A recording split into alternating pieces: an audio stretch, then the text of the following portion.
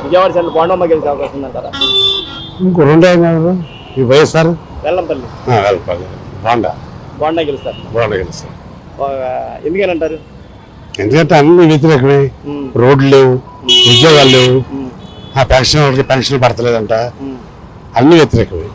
యాక్చువల్గా మేము అనేక సంక్షేమ పథకాలు మేము ఇస్తున్నాము, జనాలు మన జాగ్రత్త చూస్తున్నాం అని చెప్పి అంటారు. పడేవాళ్ళకి కొంతమందికి పెన్షన్ పడుతున్నాయండి, కొంతమందికి అందే ఇవి ఉన్నాయి కదా 2500, 750 అవి కొంతమందికి అందుతున్నాయి, అందరికి అందట్లా. కొన్ని తీసాడు, కరెంట్ బిల్లుకి వచ్చిందని, లేకపోతే మీకు ఇల్లు ఉందని ఏమిటి వంకలు పెట్టి తీసేశారు. అంటే అభివృద్ధి ఎలా ఉందంటారు రాష్ట్రంలో? అసలు రోడ్లు లేవు, ఫ్యాక్టరీలు లేవు, ఏమీ లేవు. జనాలు ఇక్కడి నుంచి వేరే రాష్ట్రానికి వెళ్ళిపోతున్నారు, తెలంగాణ, కర్ణాటక అటు వెళ్ళిపోతున్నారు.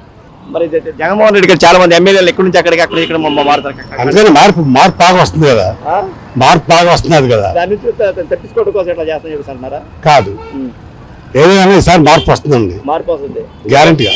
గెలిచేది ఎవరు అనుకుంటున్నారు? గెలిస్తే అంత ఎక్కువ మెజార్టీ రాకపోయినా తెలుగుదేశం, పవన్ కళ్యాణ్, బీజేపీ మూడు కలిసి కదా, ఈ మూడే వస్తుంది, అదే పార్టీ వస్తుంది గ్యారంటీ. చెప్పండి సార్, విజయవాడ సెంటర్ ఎవరు గెలిచే అవకాశం ఉందంటారు? బోండమ్మ గెలుస్తారు సార్. బోండమ్మ గెలుస్తారు. ఏ అంటారు, ఎందుకని అంటారు? కొంచెం పని ఒకసారి చేశాడు కదా, బాగానే చేశాడు.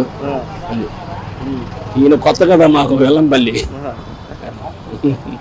అంతేనంటారా? జగన్మోహన్ రెడ్డి అనేక పథకాలు ఇస్తారు, ఆ పథకాల వల్ల లాభం లేదు కదా సార్. రోడ్లు బాగోలేదు, ఏమీ బాగోలేదు కదా సార్. అంతేనంటారా? అభివృద్ధి ఏం లేదు సార్, ఏం లేదు. అభివృద్ధి లేదంటారా? అభివృద్ధి ఎక్కడ ఉందో చెప్పండి, లేదు సార్. అంటే సంక్షేమ పథకాలు తప్ప అభివృద్ధి ఏం కనపట్ల. ఒక కంపెనీ రాలేదు, ఎక్కడ ఏమీ లేదు కదా సార్. ఏదైనా కంపెనీ వస్తే చదువుకున్న పిల్లలు ఇంట్లో మంచాల మీద తన్ని పెట్టుకొని పడుకుంటున్నారు, ఫోన్లు చూసుకుంటారు, పనులు లేవు. చేస్తే భద్రాసు అటు వెళ్ళిపోవాలి, దూరం వెళ్ళిపోవాలా, ఇక్కడ ఏం లేదు కదా సార్. అది సార్ గ్యారంటీగా చంద్రబాబు నాయుడు వచ్చే అవకాశాలు ఉన్నాయి సార్. అంటే చంద్రబాబు నాయుడు వస్తే అంటే రాష్ట్రం అభివృద్ధి చెందుతుంది, చెందింది, గ్యారంటీగా చెందింది. అంటే ఏ విధంగా అంటారు? ఆయన విజయం ఉన్న మనిషి అండి, పని చేస్తాడు, చేయగలడు, అందుకని చేస్తాడు సార్. ఆయన కంపల్సరీగా చేస్తాడు. రాజధాని కూడా డెవలప్ అయింది ఆయన వస్తే. అంటే మూడు రాజధానులు బ్రహ్మాండంగా, మూడు రాజధానులు ఎక్కడ, ఒక రాజధానికే లేదు, ఇంకా మూడు రాజధానులు ఎక్కడ ఉన్నాయి సార్. గతంలో పోలీసు ఇప్పుడు ప్రభుత్వ పనితీరు ఎలా ఉందంటున్నారు? పనితీరు ఏం బాగలేదు సార్. సార్ ఇప్పుడు విజయవాడ సెంట్రల్ నియోజకవర్గంలో బోండమ్మ గెలిచే అవకాశం ఉంది? 100% గెలుస్తారు సార్. ఇది ఎందుకంటే ఎగ్జిస్టింగ్ సిట్టింగ్ ఎమ్మెల్యేని తీశారు. ఎందుకు తీశారు? పర్ఫార్మెన్స్ లేదనేగా, అంతే కదా సార్. ఆబ్వియస్లీ దీనికి ఒక రీజన్ ఉండొచ్చు. ఆయన ఎప్పటి నుంచో చాలా సీనియర్ పర్సన్, ఆయన మేము చిన్నప్పటి నుంచి చూస్తున్నాం. ఆయన అంత సీనియర్ పర్సన్ ని పక్కన పెట్టేశారు అంటే ఏంటి అర్థం? ఏంటంటే కుడ్ నాట్ పర్ఫార్మ్. అంటే ప్రభుత్వ పనితీరు బాగలేదా, లేకపోతే ఎమ్మెల్యే పనితీరు బాగలేదా? సార్ అలా కాదు సార్. ఎప్పుడు డెవలప్మెంట్ అది, మీకు డెవలప్మెంట్ అనేది ఎలా ప్రపోర్షనేట్ టు రెవెన్యూ. మీకు ఎలాగైనా మీకు ఎప్పుడు స్టేట్ లో బాగా రెవెన్యూ డెవలప్ చేశారనుకోండి, రిసోర్సెస్ డెవలప్ చేశారనుకోండి, అమెరికా అయినా ఏ కంట్రీస్ తీసుకోండి, ఏ స్టేట్ అయినా తీసుకోండి, రెవెన్యూ లేకుండా, ఇంట్లో కూడా డబ్బులు లేకుండా మనం ఖర్చు పెట్టి ఆబ్వియస్లీ డెవలప్మెంట్ ఎక్కడ ఉంటుంది? ఏముంటుంది? అప్పులు చేసుకుని మనం ఎంతవరకు మనం అంటే నెక్స్ట్ జనరేషన్కి ఏం ఎగ్జాంపుల్ ఇచ్చినట్టు. సో నేను అనుకోవటం ఏంటంటే 100% బొండమ్మ గారు 110% గెలుస్తారు. ఇప్పుడు ఎలాగైనా మన సిట్టింగ్ ఎమ్మెల్యే గారిని పక్కన తోస్తారు కాబట్టి ఇంకా అసలు పక్కన వాళ్ళకి నాకు తెలియదు, డిపాజిట్ కూడా రావు. నేను 100% చెప్తున్నాను. ఎందుకంటే దేనికైనా simple logic sir. Without revenue, మీకు స్టేట్లో రెవెన్యూ లేకుండా డెవలప్మెంట్ యాక్టివిటీస్ ఫ్రీబీస్ ఇవ్వచ్చు, సోషల్ కంపల్సరీ ఇవ్వాలి. డౌన్ ట్రోడెన్ సొసైటీకి వీళ్ళందరికీ దర్ ఇస్ నథింగ్ రాంగ్. ఇవ్వాల్సింది 100% ఇవ్వాలి. వాళ్ళు అప్లిఫ్ట్ చేయాలి. అప్లిఫ్ట్ చేసి డబ్బులు ఇస్తే అప్లిఫ్ట్ అవ్వరు సార్. వాళ్ళకి ఎంప్లాయ్మెంట్ ఇవ్వండి సార్. 5,000, 6,000 శాలరీలకి ఎవరండి చేస్తారు? వాళ్ళకి కూడా జస్టిఫికేషన్ కాదు, వాళ్ళ కెరియర్ పాడు చేసినట్టేగా సార్. పాడు చేసినట్టు 5 సంవత్సరాలు మీరు 5,000, 6,000 జాబ్లోనే ఉండంటే వాళ్ళకి కూడా ఫ్యామిలీస్ ఉంటాయి, అంతేగా సార్. మీరు జస్ట్ అంటే అంతవరకు వెళ్ళక్కర్లా. ఇంట్లో బేసిక్ నెసెసిటీ కోసం మన గ్యాస్ కావాలి, సిలిండర్ రేట్ ఎంత ఉంది, రైస్ బ్యాగ్ ఎంత 1100 ఉండేది, ఇప్పుడు 1700 1600 ఉంది. ఎంత మీరు ప్రపోర్షనేట్ గా చూసి 30% రైజ్ అయింది. ఒక కేజీ 5 రూపాయలు నుండి ఇప్పుడు 70 రూపాయలు అయింది దాదాపు. పల్సెస్ అంటే అంటే ఏ పార్టీ, మన తెలుగుదేశం పార్టీ, కాంగ్రెస్ పార్టీ, లేకపోతే వైఎస్ అవద్దు. యాజ్ ఎ కామన్ పర్సన్ కి మాకు ఇంట్రెస్ట్ 3000 ఎవరికి ఇంట్రెస్ట్ ఉండదు సార్. ఇంట్రెస్ట్ ఉంటేది ఏంటంటే మీకు 3000 తీసుకొని ఇన్ఫ్లేషన్ రేట్ 5% ఉంటే మన స్టేట్ లో 25% ఉంది ఇన్ఫ్లేషన్. అది ఎవరికి తెలియదు, మనకు తెలియదు, మనకి ఎందుకు అంటాం, అది కాదు కదా సార్. ఫస్ట్ ఆఫ్ ఆల్ ఏంటంటే పావర్టీ, బిలో పావర్టీ ఉన్నారు, మాస్ క్లాస్ ఉన్నారు, వాళ్ళందరికీ ఏంటంటే ఎంప్లాయ్మెంట్ ఇవ్వండి, మంచి ఎంప్లాయ్మెంట్ ఇవ్వండి, మంచిగా సబ్సిడీస్ ఇవ్వండి, వాళ్ళకి ఎంకరేజ్ చేయండి. అంతేగాని మీరు వచ్చేమో ప్రతిదీ నేను స్టేట్లో ఉన్న డబ్బులు మొత్తం మీకు పంచిపెట్టిస్తానంటే that is not fair. Tax కట్టే వాళ్ళకి కూడా ఫేర్ కాదు, తీసుకునే వాళ్ళకి కూడా ఫేర్ కాదు. ఎందుకంటే వాళ్ళు ఆ డబ్బులతో వాళ్ళు ఏం చేయలేరు కూడా. 5,000 6,000లో ఎవరైనా మన సీఎం అయినా లేకపోతే ఎక్స్ సీఎం అయినా ఎవరైనా వాళ్ళ ఫ్యామిలీలో ఎవరైనా ఉన్నారా 6,000లో మొత్తం ఫ్యామిలీ గడుపుతున్నట్టు? ఏ సార్, అసలు ఉండలేరు. ఆ ట్యాక్సులు బాధుడికి, కరెంట్ బిల్స్ కి ఎవరైనా సర్వైవ్ అవ్వలేరు, సూసైడ్ చేసుకుంటారు. 5,000 6,000 సాలరీ ఏంటి సార్ మరి దారుణంగా. సో వాళ్ళకి కూడా గురించి ఆలోచించాలి. మనం వాడిని పాడు చేస్తున్నాం మేము. వాళ్ళేమో మంచి ఎంప్లాయ్మెంట్ చూపించి ఇండస్ట్రీస్ తీసుకొచ్చి, సాఫ్ట్వేర్స్ తీసుకొచ్చి, లేకపోతే ఇండస్ట్రియల్ రెవల్యూషన్ చేసి చూడండి. వాళ్ళ బ్రహ్మాండంగా అభివృద్ధి చేస్తున్నాం. ఎగ్జాంపుల్ చెప్తున్నా, మీరు అందరూ చెప్తున్నారు, మీరు కూడా మీరు క్వశ్చన్ చేయాలి సార్. మీరు థర్డ్ పిల్లర్ అనమాట. మీరు ప్రెస్ అనేది థర్డ్ పిల్లర్, మీరు క్వశ్చన్ చేయాలి. మళ్ళీ మీకు తెలీదా? మళ్ళీ ఎంత పెద్ద 1400 acres ని చంద్రబాబు నాయుడు డెవలప్ చేశారు, చేసి రోడ్స్ వేశారు. అశోక్ లేలాండ్ లాంటి కంపెనీ, చెన్నైలో అశోక్ లేలాండ్ ఒక కంపెనీ ఉందంటే కనీసం 15,000 ఎంప్లాయ్మెంట్ ఉంది. ఒక railway station Ashok Leyland railway station, తెలుసుగా మీకు తెలియదు.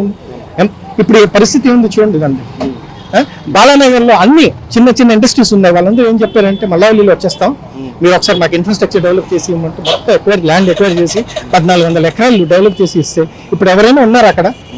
అసలు కరెంటే ఉందా, వాటర్ ఉందా? మరి అంత నెగ్లెక్ట్. మళ్ళీ రోజు ఏపీఎంఐపి డైరెక్టర్ పెద్ద చైర్మన్ పోస్ట్ ఉండేవారు. ఆయన క్వశ్చన్ చేస్తున్నాను నేను, ఏపీఎంఐపి మీరు ఏం చేశారు? మీరు ఆయన గురించి తిట్టడం, ఈయన గురించి తిట్టడం కాదు. Let's be fair. నేను ఏదో టీడీపీ వాడిని కాదు, నేను వైఎస్ఆర్సీ వాడిని కూడా కాదు. Common man, as a common man మీరు ఏం డెవలప్మెంట్, ఏపీఎంఐపి వైట్ పేపర్ ఇవ్వండి, ఎన్ని ఇండస్ట్రీస్ వచ్చాయి, ఎంత ఎంప్లాయ్మెంట్ జనరేట్ చేశారు, గవర్నమెంట్ డబ్బులు ఉంది అక్కడ, 1000 రూపాయలు 1,500 కోట్లు ఆల్రెడీ ఇన్వెస్ట్ చేసి ఉన్నారు. దాని గతి ఏంటి? చెప్పాలి కదా. You have to explain as a government, as a responsible government you should tell. మన investment double money, public money has been invested 1,500 crore మళ్ళీ వాళ్ళు లేదు సార్. ఇప్పుడైతే రిటర్న్ ఒక్కటి లేదు, ఎంప్లాయ్మెంట్ లేనే లేదు. ఉన్న వాళ్ళు కూడా బయటకు వెళ్ళిపోతున్నారు. ఒక ఎగ్జాంపుల్ ఇస్తున్నాను, అలాంటి చాలా ఎగ్జాంపుల్స్. హెచ్సిఎల్ లాంటి కంపెనీస్ కి మనం పిలిచాం, దట్ ఈస్ స్టార్ట్అప్ అనమాట. స్టార్ట్. సో అక్కడి నుంచి మీకు బూస్ట్ చేయాలి. అది వాళ్ళు ఫస్ట్ కంపెనీ గ్రౌండ్ చేయడమే కష్టం సార్. ఒకసారి గ్రౌండ్ అయింది, ఇన్ఫ్రాస్ట్రక్చర్ మీరు ఇచ్చారంటే 100 కంపెనీలు వస్తాయి.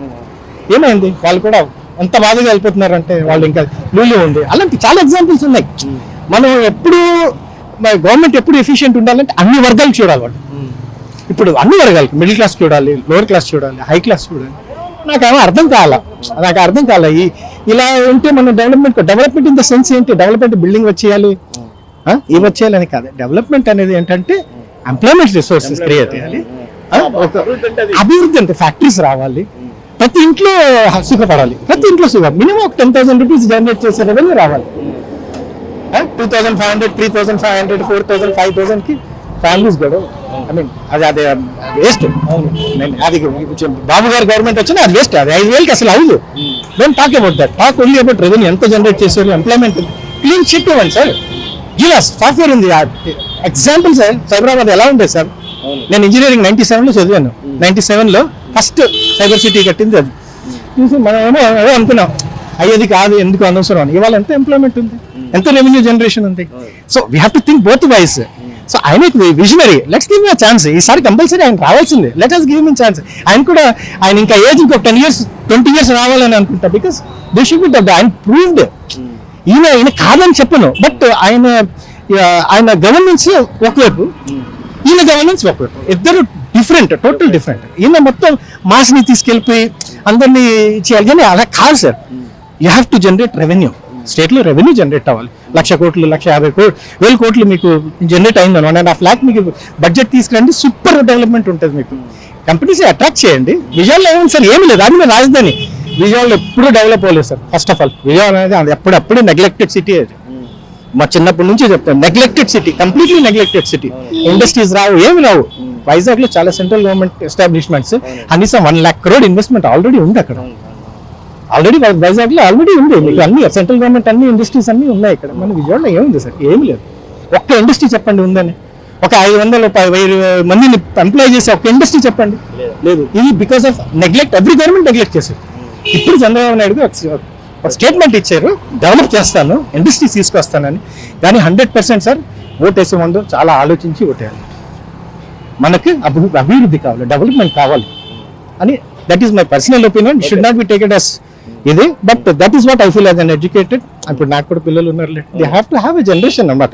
They have to have a good future. You cannot be like this. ఇప్పుడు ఎలా ఉంది సార్ ఆంధ్ర చెప్పడానికి కూడా. కిరణ్ బేది గారు తెలుసు కదా సార్ మీకు? తెలుసు కదా sir? Kiran Bedi once upon a time ఆయన IPS, షీ టోల్డ్, ఆయన గవర్నర్ ఉండేది పాండిచేరిలో, ఇక్కడ గవర్నర్ ఉంటే, I just want to see Amaravati, I don't know how it is, I heard lot of about Amaravati, I just want to go and see Amaravati అని statement ఇచ్చింది. అంటే అమరావతి నేను చూడాలి, అది ఎంత అంటే అంత పబ్లిసిటీ చేశారు ఆయన, అంత మార్కెటింగ్ చేశారు. అదో స్కిల్. ఒక చిన్న వస్తువుని అమ్మాలంటే మీరు మార్కెట్ చేయాలి. అది గ్రాఫిక్స్ కాదు, అది that is not a graphics. ఏదైనా మీరు అమ్మాలంటే, మామూలుగా ప్రొడక్ట్ ని అమ్మాలంటే అలాగ అమ్మేస్తే ఎవరు కొనరు. క్యాపిటలిజం అనేది కామన్ సార్. క్యాపిటలిజం లేకపోతే అవదు. డబ్బులు పెట్టాలి, ఇన్వెస్ట్మెంట్, రియల్ ఎస్టేట్ డెవలప్ అవ్వాలి. రియల్ ఎస్టేట్ లో పబ్లిక్ మనీ పెడితే గానీ డెవలప్మెంట్ రాదు. ఒక్క డెవలప్మెంట్, చైన్ ఆఫ్ డెవలప్మెంట్ ఉంటుంది. కాంట్రాక్టర్స్ నుంచి, మీకు మేసన్స్ నుంచి, పెయింటర్స్ నుంచి, ప్రతిదీ అది ఇట్స్ లైక్ ఆ చైన్ ఆఫ్ డెవలప్మెంట్ ఉంటుంది. So there is nothing wrong. If ఎవరో రియల్ ఎస్టేట్ కుంభకోణం అయిపోయింది, ఏదో కోట్లు ఇది అయిపోయింది అంటే అలాగే ఉంటుంది. అమెరికాలో కూడా చూడండి, అన్ని సిటీస్ డెవలప్ అయితే ఎలా అవుతాయి. అక్కడ నాకు కూడా ఇన్వెస్ట్మెంట్ పెట్టాను, డెవలప్ అవుతుంది అని బ్యాంకులో ₹1,00,000 ఇన్వెస్ట్ పెడతాను నేను.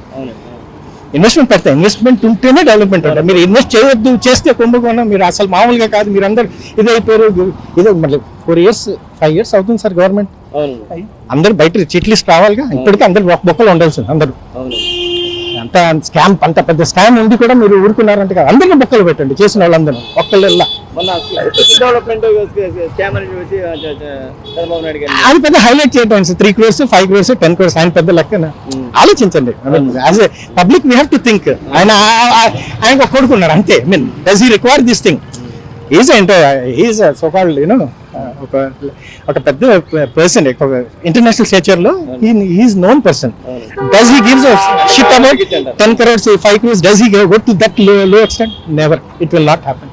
అండ్ అనవసరంగా మనం ఏం చేస్తున్నాం అంటే హైలైట్ చేసి ఆయన డజంట్ లుక్ గుడ్. ఆయన ఏజ్ లో ఆయన ఎక్స్పీరియన్స్ లో వెళ్ళి జైల్లో కూర్చోబెట్టడం I don't think it is ఎవరికైనా. ఆ పొజిషన్ వాళ్ళు కూడా మంచిది కాదు, గవర్నమెంట్ లో ఉన్న వాళ్ళు కూడా మంచిది. Let is healthy democracy. అందరూ డెవలప్ అవ్వాలి. డెవలప్మెంట్ అనేది నేను అనుకుంటా